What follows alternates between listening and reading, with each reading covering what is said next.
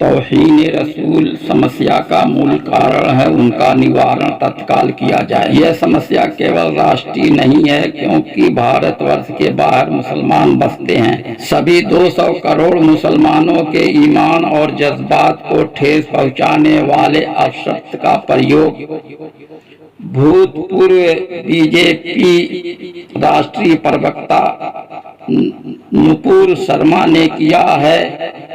इनके बाद अन्य ने अपशब्द का प्रयोग किया है। जिनकी गिरफ्तारी समय से हो जाती तो 10 जून को बाद नमाज जुमा विरोध प्रदर्शन मुसलमानों द्वारा न होते।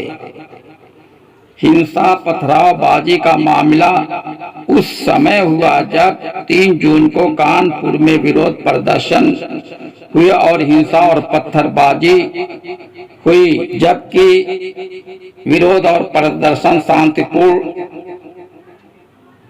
ढंग से किया जाना चाहिए। मुसलमान कोई भी हो तौहीन रसूल बर्दाश्त नहीं कर सकता है और वक्त आने पर अपने रसूल की मोहब्बत में जान कुर्बान कर सकता है। ताकत हो तो हाथ से जुल्म को रोको, अगर यह नहीं है तो जुल्म को जबान से रोको, अगर यह नहीं है तो जुल्म को दिल में बुरा जानो। यही 3 दर्जे हैं जो ईमान की अलामतों में से हैं। तौहीन रसूल करना एक बहुत बड़ा जुल्म है। यह जुल्म राष्ट्रीय एवं अंतर्राष्ट्रीय समस्या और विवाद बन चुका है। कहां कहां बल प्रयोग किया जाएगा, जो भारत सरकार के लिए संभव नहीं है। धमकी और दबिश की भाषाएं बोली जाती रही हैं और भड़काऊ भाषण दिए जाते रहे हैं, मगर एक पक्ष अपने को कमजोर पाकर अपनी आवाज उठाने में असमर्थ था, महसूस कर रहा था। जब अंतर्राष्ट्रीय मंच से आवाज उठना शुरू हो गई तो भारत का मुसलमान अपने रसूल की मोहब्बत में तौहीन रसूल के खिलाफ आवाजें बुलंद किया। उनके साथ न्याय और मैत्री का बर्ताव किया जाए और उनको समझाया बुझाया जाए और उनकी समस्या का समाधान किया जाए। वसुधैव कुटुंबकम, सहिष्णुता, मैत्री, भाईचारा और अध्यात्म पहले से भारतीयों में पाया जाता है। यह इस्लाम की तालीम है जो कदीम मजहब में है, जिसके संस्थापक हजरत इब्राहिम अलैहिस्सलाम हैं, जिन्होंने अद्वैतवाद और मैत्री का संदेश दिया है। कोई भी मजहब आपस में बैर रखना नहीं सिखाता है। हम भारतीय मुसलमानों में वतन से मोहब्बत करने का जज्बा है। जो भी सूफी संत पीर फकीर बाहर से आए वह सब भारतवासियों में आध्यात्म की आत्मा फूकी और अपने अच्छे इखलाक और बाड़ियों से भारतवासियों को प्रभावित किया और इसी भारत भूमि में दफन हुए। उनके मज़ारात और रोज़े मकबरे भारत के भूमि पर बने हुए हैं, जिन पर प्रत्येक धर्म के अनुयायी उपस्थित होकर मन्नत मुरादें मांगते हैं और लाभार्जन करते हैं। अयोध्या जी नबियों की पवित्र नगरी है, जिन पर बाबा शीश और बाबा नूह आदि नबियों के मज़ारात हैं। जो बाबा आदम या मनु की संतान है, तूफान नूह के बाद दुनिया भर में बाबा नूह की संतानों से आबादी फैली। उन्हीं की संतान हिंदू, मुसलमान, यहूदी, पारसी, सिख, बुद्धिस्ट, जैनी आदि हैं। इन सब में एक आत्मा विराजमान है जिनके साक्षात्कार से वास्तविकता एवं सत्यता प्रकट है। तसव्वुफ एक आध्यात्मिक विचारधारा और सहज मार्ग भी एक आध्यात्मिक विचारधारा है। भारतवर्ष में आध्यात्म प्राचीन काल से चला आ रहा है। आध्यात्मिक गुरुओं की जीवन शैली और पद्धति अनुसरणीय है। किसी धर्म के गुरु अनुयायी जन हो, वह सब अपने अपने गुरु में विश्वास रखते हैं और उनका अनुसरण करते हैं। उपासना पद्धति के मानने वालों में आध्यात्मिक चेतना का अभाव है। मदरसों में उपासना पद्धति पर जोर दिया जाता और आध्यात्मिक विषय की अनदेखी की जाती है। मनु या आदम की संतानें दुनिया भर में फैली हैं। सब में एक आत्मा वास करती है। सबसे पहले आत्मा को पहचानो। मनु या आदम ने स्वयं को पहचाना। स्वयं का ज्ञान उनको था। उन्होंने किताबें नहीं पढ़ी थी।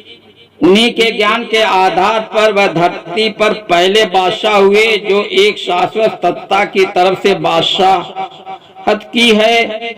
एक शाश्वत सत्ता को पाने के लिए धर्म अस्तित्व में आए और धर्म के संस्थापक ने विधि और पद्धति का सृजन किया है। कुरान पाक और गीता में कुछ मर्म और रहस्य की बातें हैं और वेदांत में भी कुछ मर्म और रहस्य की बातें हैं। उन पर सभी की सहमति होना आवश्यक है।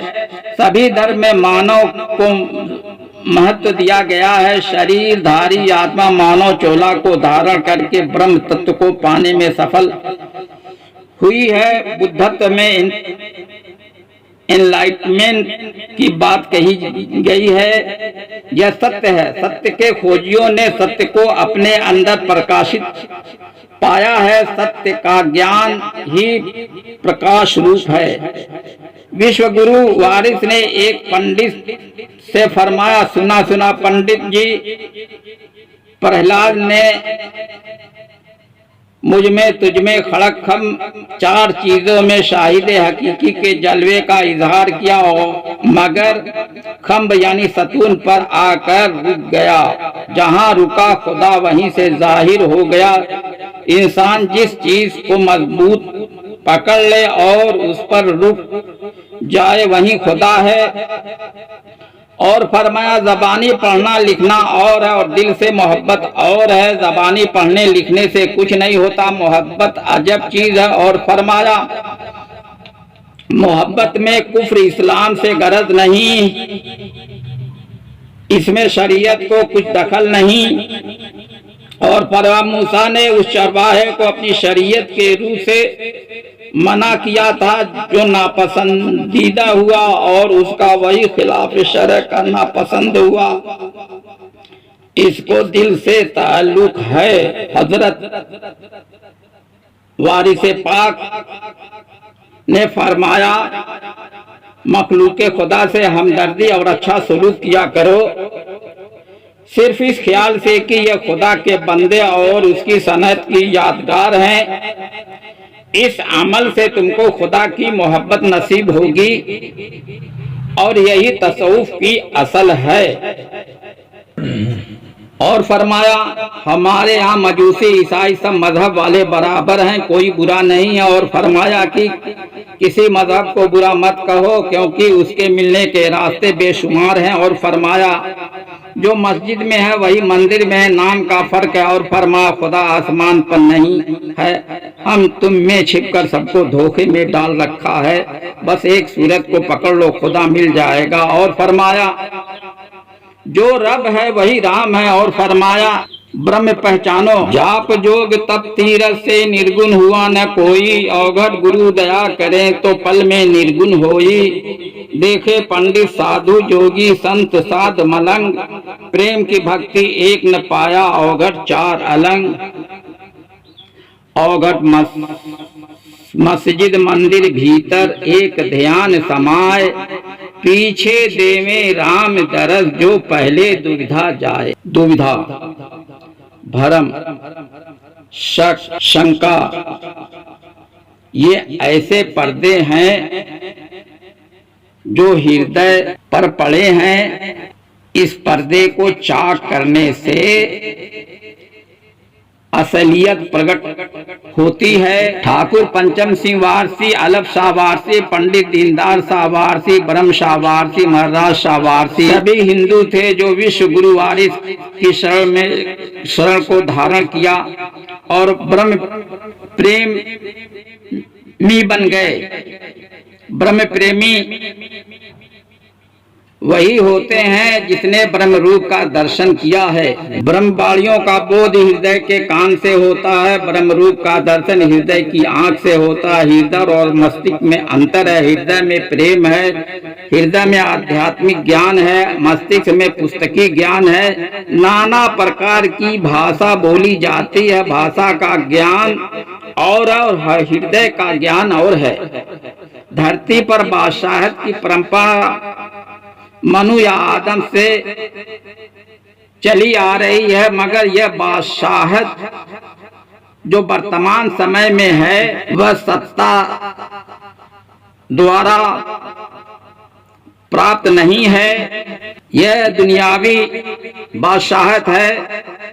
भौतिक पदार्थों के विषय में विज्ञान और टेक्नोलॉजी बहुत आगे है, मगर धर्म जीने की कला सिखाता और धर्म शाश्वत सत्ता तक पहुंचने का मार्ग बताता है।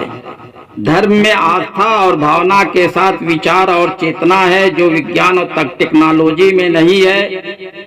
देश संविधान और कानून से चलता है। मानव में मानवता पूर्व से चली आ रही है। कोई भी हो, किसी धर्म से और किसी विचार से वास्ता रखता हो, सब में एक ही आत्मा है। वही आत्मा शाश्वत सत्ता से है। गुरु वारिस ने फरमाया, जो रब है वही राम है। एक अस्तित्व जो शाश्वत है, उसी के विषय में जो रब है वही राम का संदेश है, जो प्रेरणादायक संदेश है, जो सत्य व वास्तविकता पर आधारित है। या वारिस, या वारिस, या